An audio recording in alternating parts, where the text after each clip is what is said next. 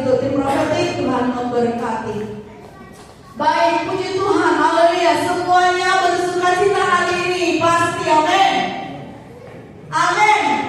Amin, ya, haleluya. Kebaikan Tuhan yang kita terima membuat kita harus tetap bersukacita, bersyukur kepada Tuhan, haleluya. Baik, Bapak Ibu Saudara, hari ini kita akan mendengarkan kebenaran firman Tuhan yang saya berikan judul harus selalu dekat dan melayani Tuhan. Harus selalu dekat dan melayani Tuhan. Jadi gak cukup hanya dekat atau gak cukup hanya melayani, tetapi harus selalu dekat dan melayani Tuhan. Bapak Ibu, kita tahu dan kita mungkin bisa memperhatikan hidup kita, atau kita punya pengalaman sendiri bahwa akhir dari setiap kehidupan yang tidak dekat dengan Tuhan adalah ujung-ujungnya adalah kehancuran, Bapak Ibu Saudara, ya. Akhir kehidupan yang tidak dekat dengan Tuhan itu ujung-ujungnya adalah kebinasaan. Ya, oleh karena itu dekat dengan Tuhan adalah dekat dengan Tuhan dan melayani Tuhan adalah suatu kewajiban sifatnya, ya. Dan bahkan menjadi suatu ketergantungan. Kalau kita tidak dekat, kalau kita tidak melayani, akan menjadi masalah bagi kita sendiri, ya. Ketika kita makin jauh dari Tuhan, maka yang mendekat kepada hidup kita adalah kehancuran, ya. Kehancuran mendekat, mengintip, bahkan bukan hanya mendekat, tetapi menyerbu hidup kita, ya, menyerang, menyerbu. Yang namanya diserbu itu rasanya seperti apa? Terus menerus berdatangan, ya, yang ingin mencobai hidup kita, yang ingin menindas, menekan hidup kita. Tanpa kita sadari, Bapak Ibu Saudara, pelan-pelan kehancuran masuk dalam kehidupan kita. Damai mulai berkurang, semangat mulai hilang, apalagi antusias itu makin lama makin lenyap dari kehidupan kita. Dalam melakukan aktivitas kita pun sehari-hari, Bapak Ibu Saudara, kita melakukannya bukan karena sukacita, tetapi hanya sekedar rutinitas, ya, hanya sekedar kebiasaan yang kita lakukan setiap hari. Dalam khotbah minggu lalu saya sudah menyinggung atau menyampaikan satu poin yang berkaitan tentang siapa yang masuk surga. Siapa yang masuk surga? Yaitu jawabnya adalah yang melakukan kehendak Bapa, ya. Yang melakukan kehendak Bapa. Perumpamaan yang digunakan yaitu tentang anak yang hilang, yaitu tentang anak bungsu yang menyesal dengan kesalahannya dan bertobat. Dan anak bungsu ini adalah gambaran anak-anak Tuhan yang merasa, ya, gambaran anak-anak Tuhan yang berdosa, ya, karena ia meminta berkat. Ya, anak ini anak Tuhan minta berkat itu bahkan maksa. Padahal kehidupannya tidak bersedia untuk melayani Tuhan. Tapi kalau minta Tuhan itu maksa. Nah ini dia, ya. Merasa bahwa karena dia anak percaya, orang yang percaya kepada Tuhan, oh saya orang percaya, saya orang Kristen, maka berkat Tuhan, kata firman Tuhan itu adalah bagianku. Tetapi kewajibannya sebagai pelayan tidak dilaksanakan. Jadi hanya memaksa haknya, ya. Lalu setelah diberkati, anak bungsu ini gambaran orang yang setelah diberkati dia makin lama makin jauh dari Tuhan, ya. Semakin diberkati semakin memiliki fasilitas untuk apa? Untuk makin jauh dari Tuhan. Lalu anak bungsu ini adalah kehidupan orang percaya di mana semua berkat yang dia terima, ya, semua berkat yang dia terima lewat kesehatan, lewat hikmat yang dia punya, lewat kecakapan yang dia punya, lewat apa lagi? Lewat materi yang dia punya, lewat keluarga yang dia punya, ya. Itu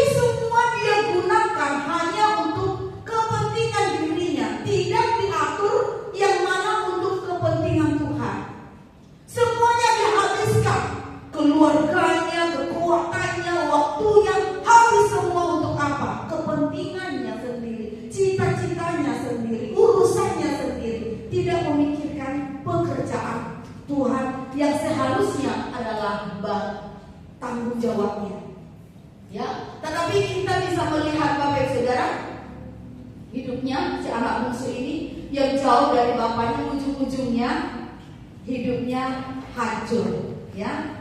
Jadi walaupun awalnya dia mendapat berkat, awalnya dia hidup berlimpah, ya, tetapi karena dia jauh dari Tuhan, dari bapaknya yang memberikan dia berkat itu, akhirnya hidupnya hancur. Dan ketika ia kembali, Bapak Ibu Saudara, kepada bapaknya, hatinya kembali kepada bapaknya. Dia fokus untuk melayani. Ada apa itu iklan? Ketika kita kembali kepada Tuhan, harus meneladani si anak bungsu ini, yaitu fokus kepada Tuhan, fokus melayani Tuhan. Maka ketika ada hati mau fokus melayani Tuhan, walaupun si anak itu begitu jahatnya, tetapi tangan Tuhan terbuka menyambut dia dan disambut sebagai anak yang dicintai, karena dilakukan pesta pora, karena si bapak begitu bahagia menyambut. Tapi kalau kita hanya datang kembali, udah habis, kita habiskan harta yang kita terima dari Tuhan, kita diberkati, lalu kita habiskan semuanya. Ketika habis, kita udah hancur-hancuran, kita datang kembali kepada Tuhan supaya kita disehatkan, supaya kita diberkati, supaya apa? Supaya kita bisa kembali menikmati hidup kita. Tuhan bisa melihat seluruh hati kita, benar? Nah, tetapi ketika hati kita dilihat oleh Tuhan, kita datang kepadanya, tujuannya adalah supaya kita fokus kembali kepada Tuhan, maka tangan Tuhan terbuka untuk menyambut kita semuanya. Sekarang kita juga akan melihat, ya, kalau anak bungsu adalah memang anak yang menjauh dari Tuhan, yang hidupnya tidak sungguh-sungguh melayani Tuhan, tetapi lebih cenderung atau lebih fokus kepada kepentingannya sendiri, hidupnya hancur, ya. Sekarang kita akan melihat seorang yang sangat dekat dengan Tuhan. Dia begitu hidup melekat kepada Tuhan, hidupnya fokus untuk Tuhan, bahkan dia dipakai Tuhan dengan luar biasa. Kira-kira siapakah ini yang dikenal sebagai penyembah? Siapa namanya? Di firman Tuhan yang paling terkenal sebagai pemuji dan penyembah, pemazmur Daud. Wow, ini Daud adalah seorang yang sangat dekat dengan Tuhan. Dia begitu melekat dengan Tuhan.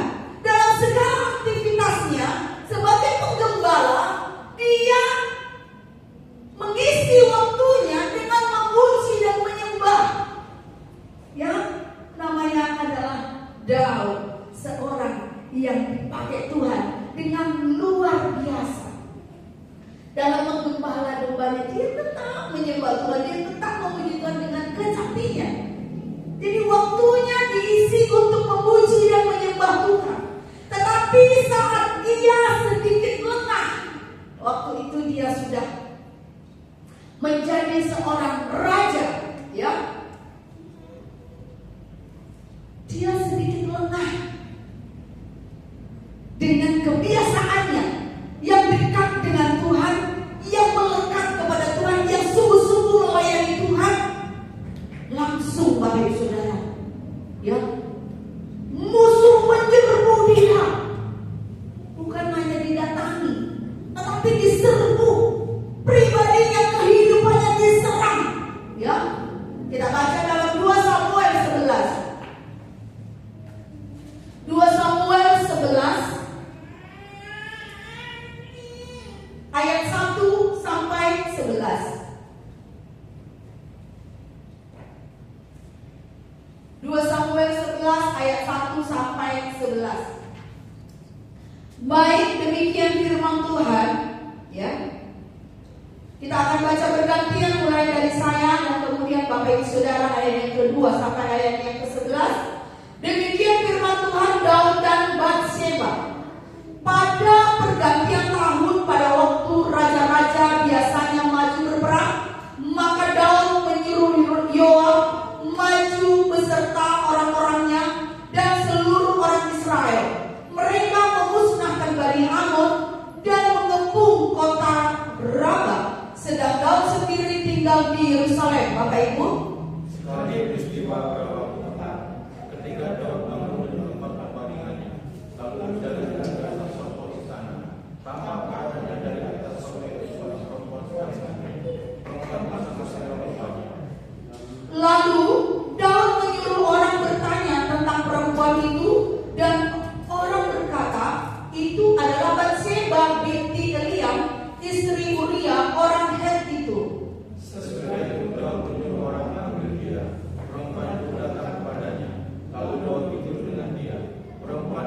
selesai membersihkan diri dengan sisanya.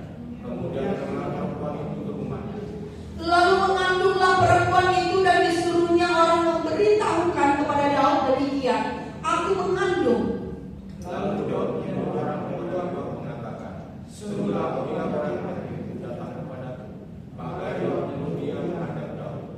Ketika Uria masuk menghadap dia, bertanyalah Daud tentang keadaan Yoab dan tentara dan keadaan perang. Kemudian berkatalah Daud kepada Uria, pergilah ke rumahmu dan basuhlah kakimu. Ketika Uria pada di sana, maka orang menyusul dia dan membawa dia. Tetapi Uria membalikkan diri di depan pintu istana bersama-sama hamba tuannya dan tidak pergi ke rumahnya. Diberitahukan kepada Daud demikian. Uria tidak pergi ke rumahnya. Lalu berkatalah Daud kepada Uria, bukankah kau baru pulang dari perjalanan? Mengapa kau tidak pergi ke rumahmu? Tetapi Uria berkata kepada Daud, tabut serta orang Israel dan orang Yehuda diam dalam pondok, juga tuanku Yoab dan hamba-hamba tuanku sendiri berkemah di padang. Masakan aku pulang ke rumahku untuk makan minum dan tidur dengan istriku? Demi hidupmu dan demi nyawamu, aku takkan melakukan hal itu. Haleluya. Bapak Ibu Saudara, kita perhatikan dalam ayat 1 dan ayat 2 itu ya, Daud terlihat santai ya. Kenapa? Perhatikan sekali lagi. Pada pergantian tahun, pada waktu raja-raja biasanya maju berperang, maka Daud menyuruh Yoab maju beserta orang-orangnya dan seluruh orang Israel. Mereka memusnahkan Bani Ammon dan mengepung kota Rabah, sedang Daud sendiri tinggal di Yerusalem. Raja dikatakan di sana bahwa raja-raja biasanya maju berperang. Memang biasanya maju berperang. Tetapi Daud hari itu malah tinggal di Yerusalem, tidak ikut berperang. Biasanya dia melayani, tetapi kali itu dia mau bersantai, dia tidak ikut melayani. Ia malah bersantai, ia cuci mata, jalan-jalan ya. Akhirnya ia melihat sesuatu yang menggoda ya, yaitu melihat istri Uria, yaitu siapa namanya? Batsheba sedang mandi. Langsung hatinya tergoda, hatinya tertarik dan mulai kepo, cari tahu, berusaha cari tahu, dan dia dapat info yang lengkap. Sampai akhirnya oleh Daud si Batsheba mengandung ya. Mulai dari Daud tertarik sampai membuat Batsheba mengandung. Jadi Daud mulai ada keinginan. Keinginan apa? Untuk menikmati yang namanya hidup ya. Menikmati hidup layaknya seperti orang lain. Ya, kali ini aku udah terlalu sering berperang. Sekarang sudah ada murid-murid nih ya, ada Yoab, ada pasukan perang yang banyak. Ya sekali-sekali nggak apa-apa lah, saya santai dulu. Ya begitu mungkin Raja Daud ya. Saya mau menikmati, pasukan juga sudah jago-jago semuanya. Ya. Daud tidak ikut berperang. Kalau diaplikasikan dalam kehidupan kita, wah aku udah terlalu sering melayani. Kali ini saya tidak usah ikut dulu melayani ya.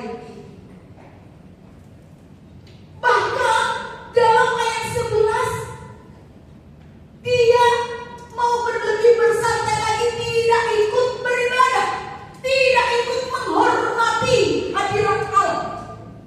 Nggak usah dulu ibadah kali ini ya, tidak usah dulu melayani kali ini. Di mana di sana dikatakan dalam ayat 11 berkata, terbang.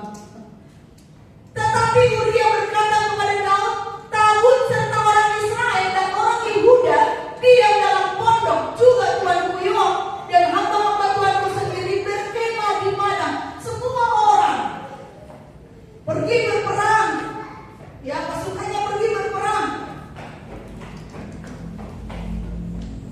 Dan di sana di pondok ada tabut. Tetapi Daud tidak ikut dalam menghormati tabut itu dan juga tidak ikut melayani. Padahal perjuangan harus mengalahkan siapa aja tadi di situ. Ada Amon, ya, ada musuh yang harus ditaklukkan. Kadang-kadang muncul juga keinginan seperti ini di dalam hati kita. Mungkin Daud terasa ya sekali saja lah, santai dulu. Ya. Yang lain sudah pada bisa juga semuanya. Ya, tidak sekali ibadah, sekali tidak ibadah ya nggak apa-apa juga. Ya, jadi peperangan itu melayani itu adalah peperangan, Bapak Saudara. Ketika kita ambil bagian dalam melayani, sesungguhnya kita sedang melakukan peperangan. Karena melayani itu bukan sesuatu yang mudah, ya. Itu adalah peperangan karena kita harus mengatur hidup kita mendekat dengan Tuhan.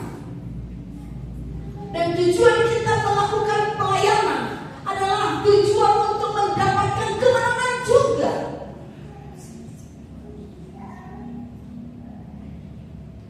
Untuk merebut, kan saat kita ibadah di sini kan kita juga sedang merebut kemenangan, ya. Dalam ayat 11 ini menjadi teladan bagi kita semua. Siapa yang mengatakan ayat 11 ini? Yang mengatakan ayat 11 ini adalah Uria. Uria mendapat kesempatan dari Daud karena politiknya Daud, ya. Dia mendapat kesempatan, tidak, kamu mau usah perang dulu, istirahat dulu, pulang dulu ke rumahmu, ya. Menikmati keluarga, indahnya hidup bersama dengan keluarga, dengan istri. Tetapi apa jawab daripada Uria? Ini menjadi contoh buat kita semua. Dia katakan tabut serta orang Israel dan orang Yehuda dia di dalam pondok. Di sana ada tabut, ada hadirat Tuhan, juga Tuhan Buyuwa. Teman-temannya sedang berjuang di dalam peperangan. Masakan aku mau menikmati kehidupan. Dia mau temannya berjuang, dia juga mau ikut berjuang. Di sana ada tabut, dia juga mau ikut dalam ambil bagian dan menghormati tabut. Jadi dia tidak mau ada perjuangan yang harus dilakukan dalam pekerjaan Tuhan. Dia menikmati kehidupan sendiri. Padahal kesempatan ada diberikan oleh raja sendiri, ya. Kesempatan besar untuk menikmati kehidupan besar sekali. Semuanya fasilitas ada, tetapi Uria memilih untuk tetap aman, melayani dan menghormati hadirat Tuhan. Dan kita lihat di sini Daud telah salah memilih mengambil keputusan kali ini, ya. Dengan mengikuti keinginannya untuk tidak ikut melayani kali itu, ternyata itu membawa kehancuran besar dalam kehidupannya. Daud ingin menikmati layaknya orang lain pada umumnya. Orang lain pada umumnya itu seperti apa? Ya, tidak hadir dalam ibadah merasa itu biasa.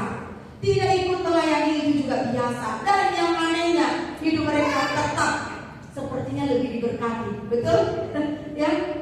Tidak ikut ibadah, banyak orang di luar sana bahkan tidak pernah melayani. Sepertinya mereka jauh lebih diberkati daripada kita yang setia beribadah, ya. Tetapi berbeda dengan Daud. Sekali dia mencoba tidak melayani, tidak dekat dengan tabut Allah, langsung musuh menyerbu dia. Langsung musuh menyerang. Ketika saya renungkan ini, oh iya, ya, ketika orang yang terbiasa dekat, melekat dengan Tuhan, tiba-tiba ketika dia sedikit lengah untuk tidak melekat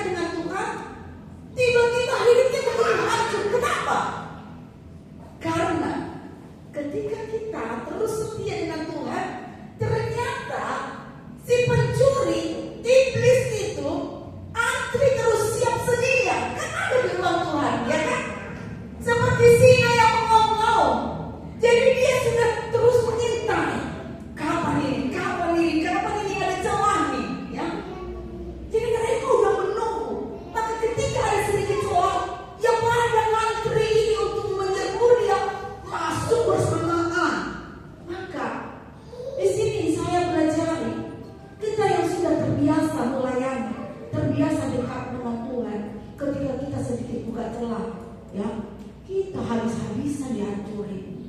Karena mereka sudah antri banyak.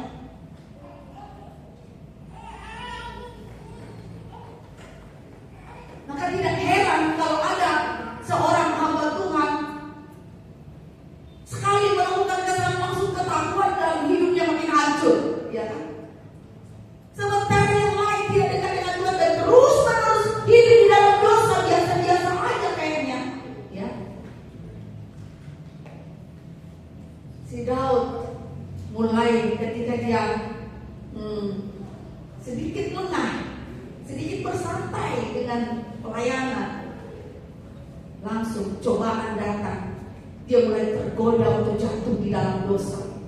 Dan dosanya itu mulai dari dosa kecil, tergoda, menikah, sampai membuat Bathsheba hamil, dan juga sampai dia udah mulai pikirannya udah mulai nggak jelas, memikirkan bagaimana menutupi dosanya dengan menyuruh Uria untuk tidak usah perang tapi pulang, dan juga ada rencana sampai kepada pembunuhan untuk membuat Uria mati. Ya kan dimulai dari hal kecil, tergoda, lama-lama melakukan dosa yang besar, yang lebih besar lagi. Sekali lengah, hidup Daud langsung diseret kepada dosa yang begitu najis, ya. Padahal anak bungsu, perbedaannya dengan anak bungsu apa yang Daud ini? Anak bungsu jelas-jelas jauh dari Tuhan. Terang-terangan dia menikmati hidup sebebas-bebasnya. Dia menikmati kehidupan sepuasnya tanpa dekat dengan Tuhan. Dia pesta pora. Sedangkan Daud begitu melekatnya dengan Tuhan, begitu dipakai Tuhan dengan luar biasa. Sedikit saja lengah, dia jatuh dan makin terjerat. Apa yang bisa kita lihat di sini? Yang pertama adalah tadi yang seperti saya katakan, iblis mengintai, semua diincar oleh si pencuri. Semua. Jadi orang yang tidak dekat dengan Tuhan, ya, hidupnya juga pelan-pelan akan dibawa kepada kehancuran seperti si bungsu itu. Hidupnya hancur sehancur-hancurnya.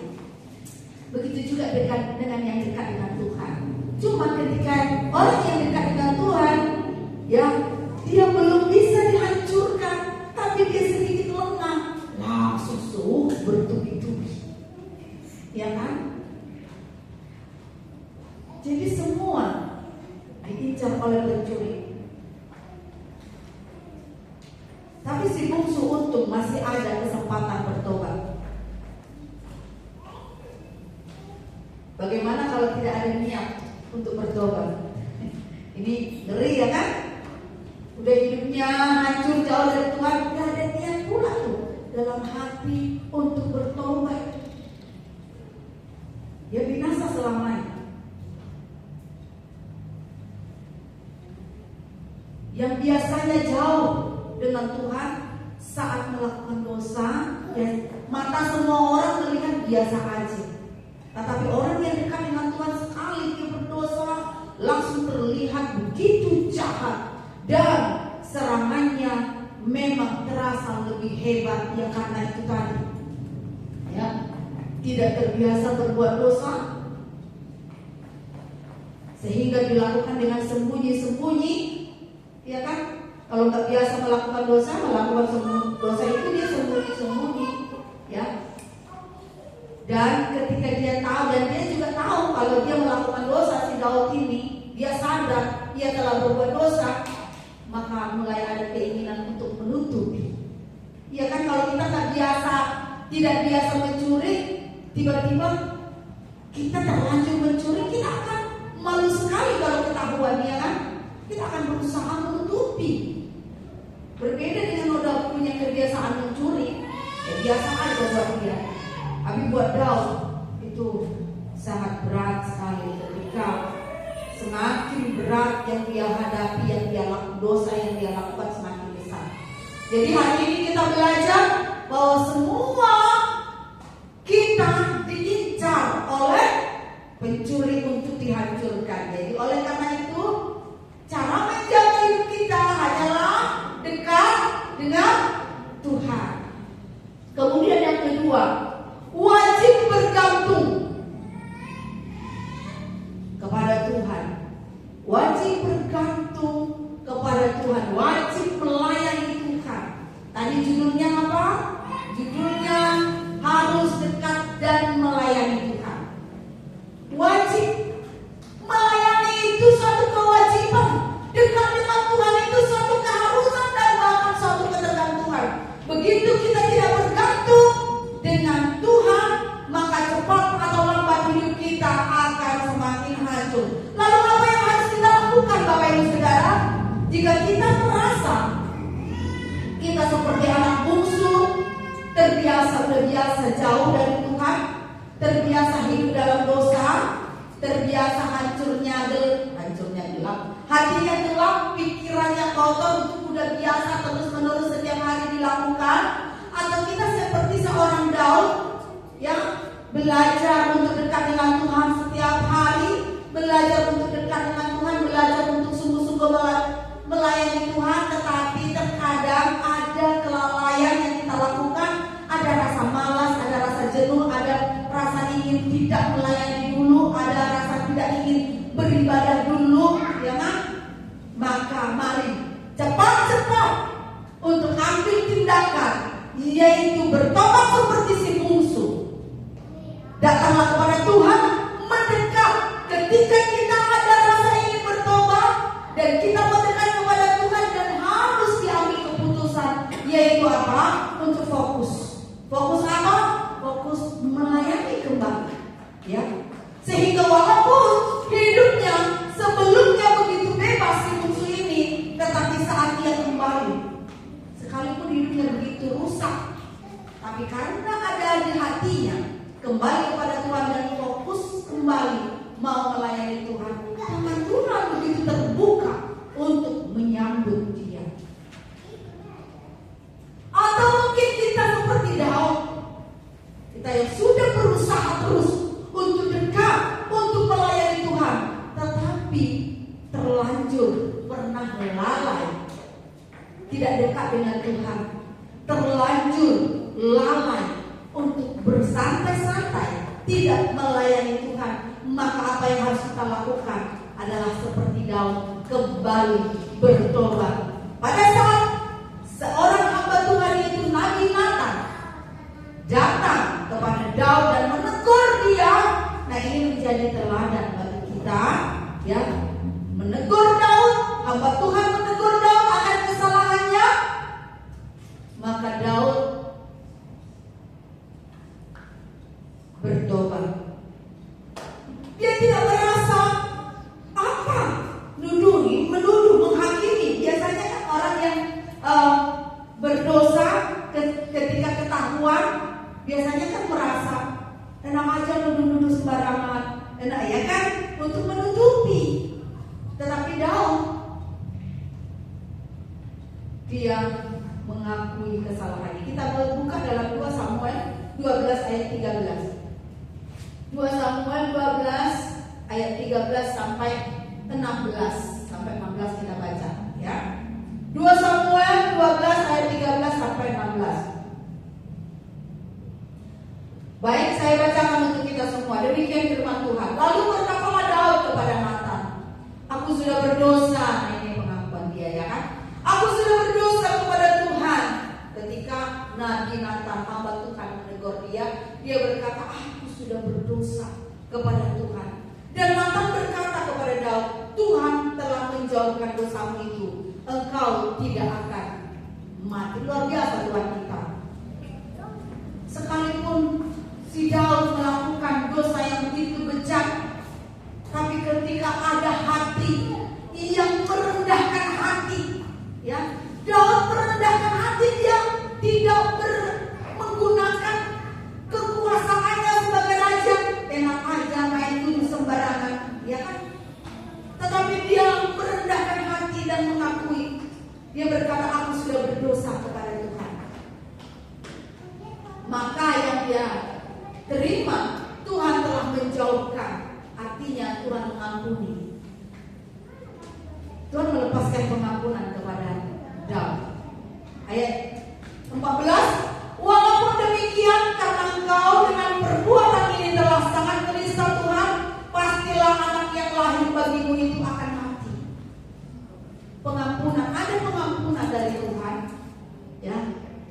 sehingga kita bisa tetap berada di dalam keselamatan daripada Tuhan. Tetapi ada akibatnya tetap, ada konsekuensi yang harus diterima, yaitu anaknya akan mati. Kemudian pergilah Nathan ke rumahnya dan Tuhan melahirkan anak yang dilahirkan bekas istri Uria bagi Daud sehingga sakit. Jadi karena sakit, anaknya hasil perzinahannya itu mati. Lalu Daud waktu itu masih sakit ya, sebelum ayat 16. Lalu Daud memohon kepada Allah, oleh karena anak itu ia berpuasa dengan tekun, dan apabila ia masuk ke dalam semalam-malaman itu ia berbaring di tanah. Dia masih tetap memohon belas kasihan Tuhan untuk anak itu. Ya kalau bisa Tuhan ya jangan matilah anaknya. Kalau bisa janganlah dia harus menghadapi hukuman akibat dari kesalahannya, ya kan? Nah, dia melakukannya dengan benar-benar serius, bukan hanya sekali berdoa, tetapi dia bertindak serius dengan apa? Bertekun dalam doa dan puasa. Tetapi kadang-kadang ketika kita berbuat salah, kita sulit sekali untuk tekun ya. Paling hanya sekali kita ampun Tuhan, langsung maunya dibebaskan Tuhan dari segala kesalahan kita.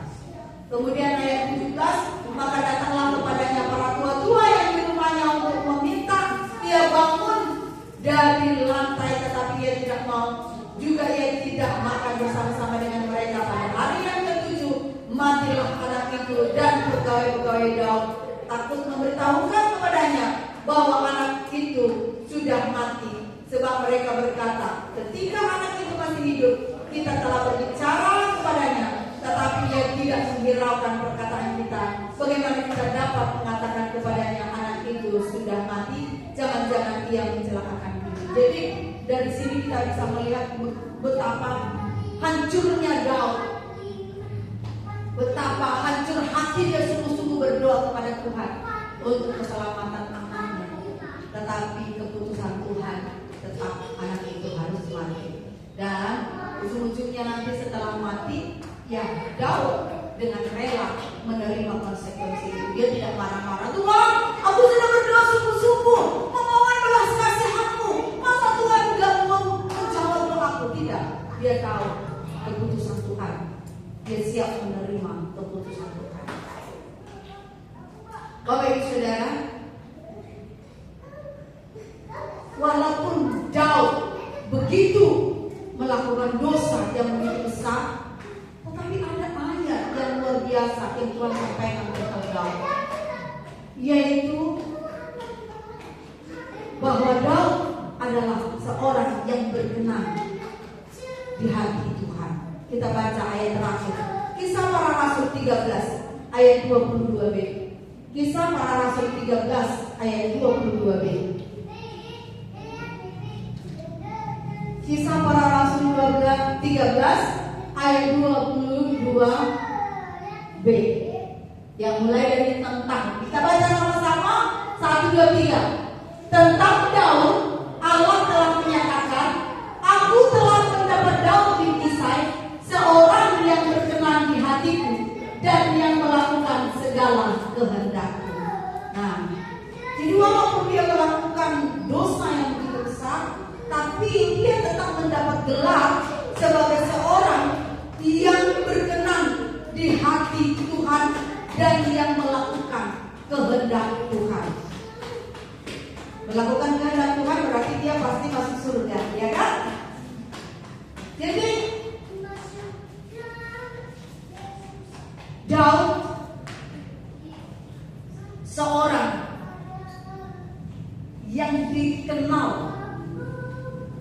sebagai raja yang terbesar untuk Israel. Daud adalah seorang yang dikenal sebagai pemimpin yang membawa kejayaan bagi Israel. Dan Daud adalah seorang pahlawan yang bisa mengalahkan musuh mereka yang terbesar. Tetapi Daud bukan orang yang sempurna, karena ia pernah jatuh dalam dosa akibat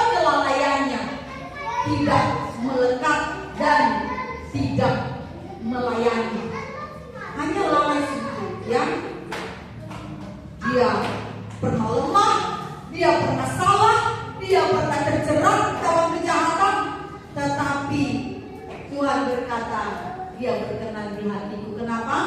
Karena ketika ia berdosa, ia merendahkan hatinya dan bertobat.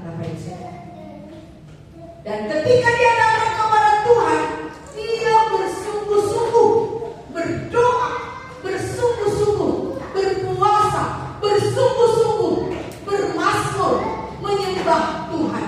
Hal ini dapat kita lihat dalam mazmur-mazmur yang ditulis oleh Daud. Begitu melekatnya dia kepada Tuhan, kembali seperti semula, dia hidup di dalam pujian penyembahan.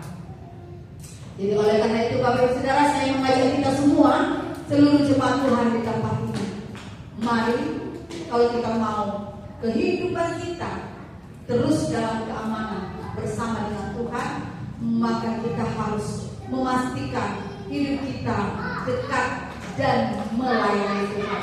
Jikalau kita terbiasa tidak dekat, terbiasa tidak melayani, mari tiru seperti si bungsu, kembali kepada Tuhan dan ambil fokus untuk melayani Tuhan. Supaya apa? Tangan Tuhan tetap terbuka menyambut kita sebagai anak yang dicintai.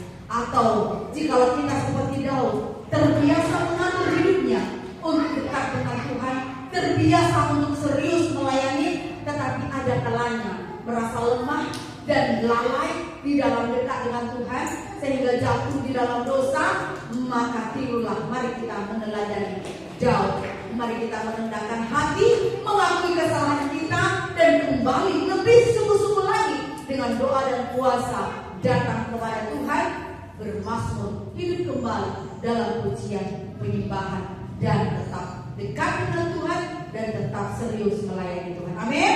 Amin. Maka kita akan mendapatkan sambutan daripada Tuhan atau perkataan tetap hidup di dalam melakukan kehendak Tuhan. Puji Tuhan. Demikian kebenaran firman Tuhan. Saya mengundang pemuji maju ke depan. Kita akan berdoa. Mari kita tundukkan kepala kita akan mengucap syukur untuk kebenaran firman Tuhan. Haleluya. Terima kasih. Haleluya. Syukur bagi Yesus.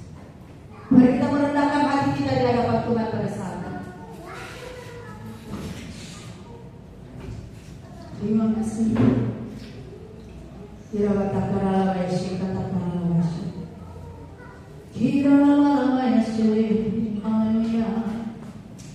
Glory. Syukur, syukur, syukur.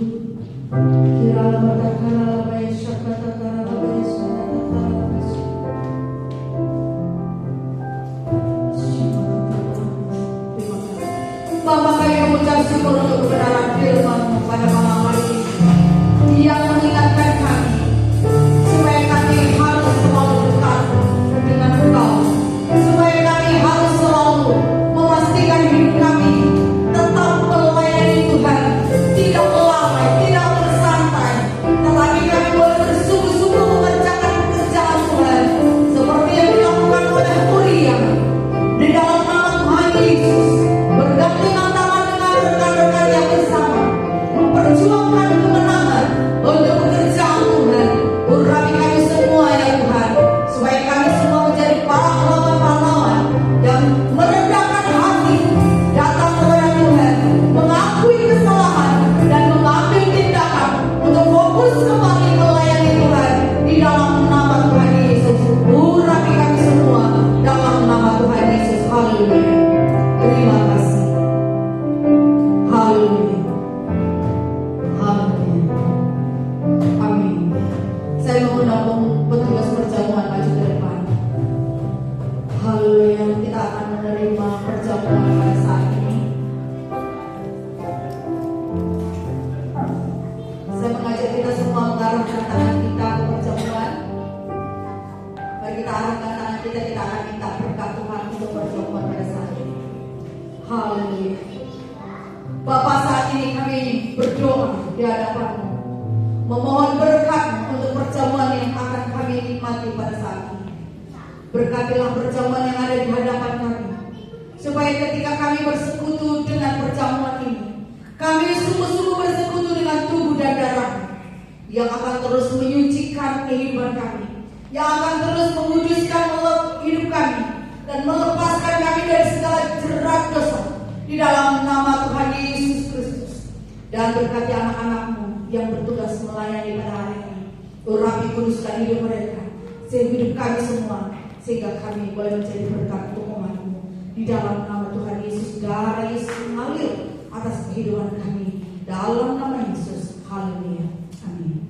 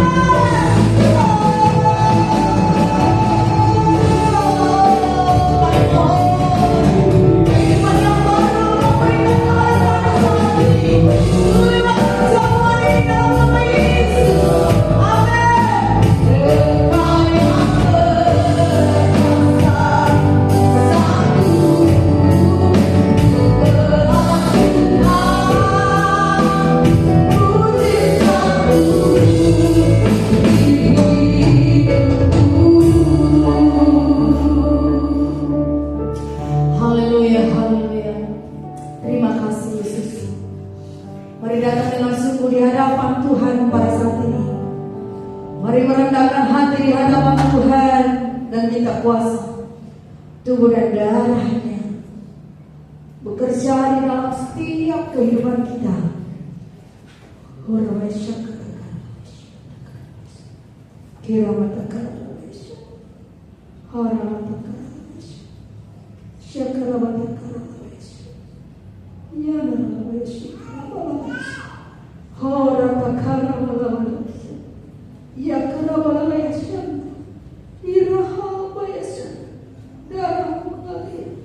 Darah mengalir sekali. Syarah hamba nasikanai. Haleluya. Haleluya. Kami butuh Tuhan dan darahmu. Hiramayasa.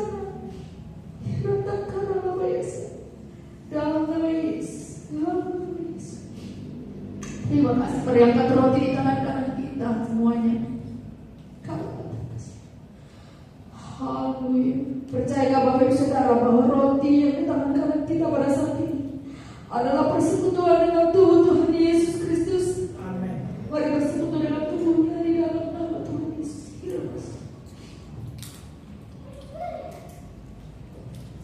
Terima kasih. Haleluya. Haleluya. Terima kasih.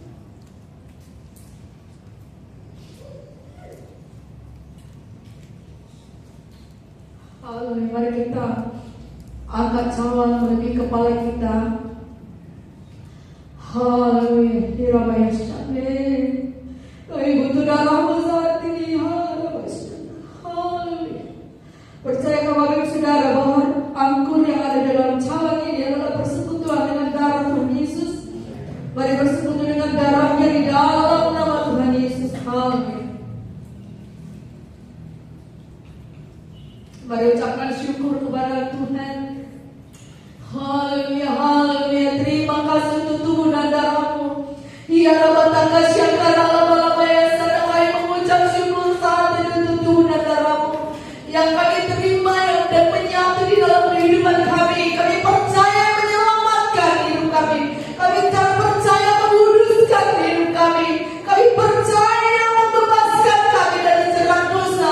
Kami percaya membebaskan kami dari segala belenggu di dalam nama Yesus Kristus dan darahmu dan tubuhmu yang menyatu di dalam hidup kami pada saat ini, memberikan kekayaan ilahi dalam kehidupan kami sehingga kami kaya akan pribadi Kristus di dalam nama Yesus, yaitu roh keperkasaan, yaitu roh Tuhan, yaitu roh takut akan Tuhan yang menguasai seluruh kehidupan kami saat ini. Kami juga menerima lewat tubuh dan darahmu kesehatan yang dipulihkan, kekuatan yang dipulihkan, berkat-berkat yang dipulihkan, hidup yang dipulihkan, hati yang dipulihkan, pikiran yang dipulihkan di dalam nama Tuhan Yesus. Terima kasih Bapa. Haleluya.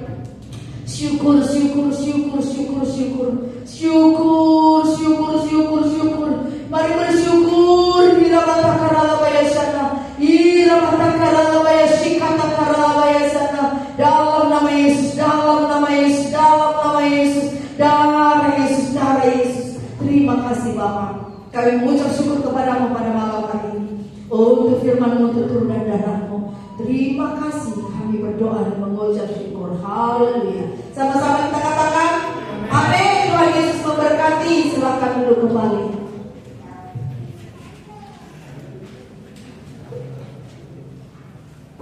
Saya percaya semua kita diberkati oleh firman Tuhan pada malam hari ini. Amin. Firman Tuhan tidak akan memberikan persembahan, boleh dipersiapkan dan tugas boleh mengambil posisi dan kita akan berdoa terlebih dahulu.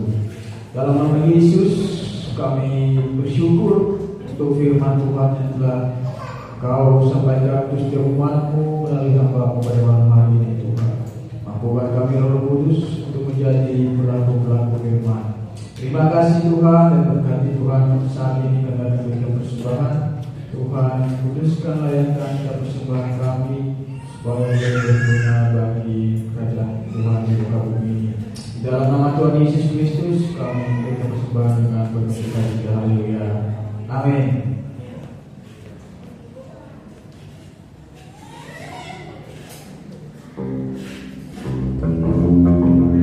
Selamat berdoa.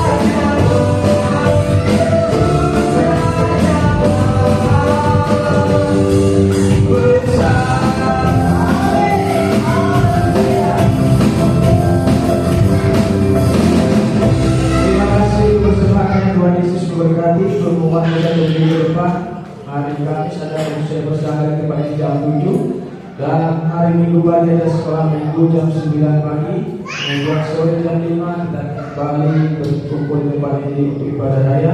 Kami mengharapkan dan mengimbau kepada semuanya untuk boleh hadir di jam-jam ibadah yang sudah ada di gereja di tempat ini. Demikian pengumuman yang boleh kami sampaikan. Doa berkat dan doa penutup kami serahkan kepada Tuhan.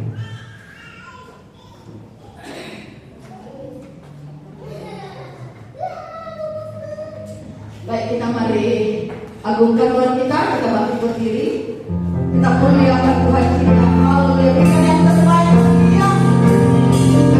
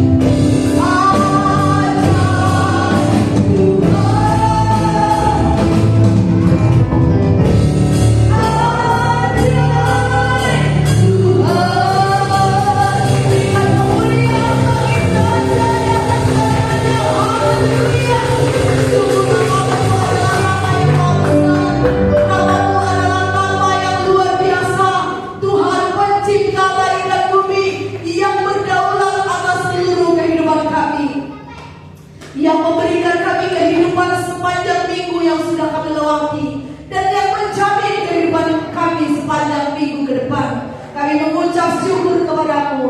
Kami terima saat ini kehidupan yang diberkati untuk keluarga kami, untuk anak-anak kami, untuk pekerjaan kami di dalam nama Yesus, untuk kesehatan kami. Kami terima pada saat ini pagar perlindungan Tuhan turun atas kami semua, dan berkat-berkat yang baru turun atas setiap pekerjaan yang dikerjakan oleh tangan anak-anak-Mu di dalam nama Tuhan Yesus. Berkati saudara kekasih kami yang tidak hadir pada saat ini, penyertaan-Mu juga, dan juga berkat-Mu turun atas mereka dalam nama Tuhan Yesus Kristus. Kami juga memberkati bangsa kami dalam keamanan, dalam perlindungan Tuhan. Bapak Presiden Prabowo, Tuhan memberkati, dan juga seluruh rekan-rekannya Tuhan memberkati. Demikian juga dengan tim pelayan pada hari ini, Tuhan tambahkan hikmat daripada Tuhan, urapan yang baru dari Tuhan, pemakaian Tuhan atas kehidupan kami semuanya. Dalam nama Yesus kami mohon belas kasihan Tuhan untuk memakai hidup kami lebih lagi untuk melayani Engkau di dalam nama Tuhan Yesus. Mari arahkan hatimu kepada Tuhan dan angkatlah tanganmu, terima berkat dari Bapa kita, sumber segala berkat. Haleluya, haleluya, haleluya. Dicurahkannya kuasanya atasmu dan dimampukannya engkau berjalan dalam setiap jalan yang dihadapkan kepadamu. Dijadikannya engkau menjadi pemenang dalam tantangan yang kau hadapi, dan dibuatnya engkau hidup di dalam mujizatnya, dan diberkatinya apa yang semua yang kau doakan di dalam nama Tuhan Yesus Kristus. Damai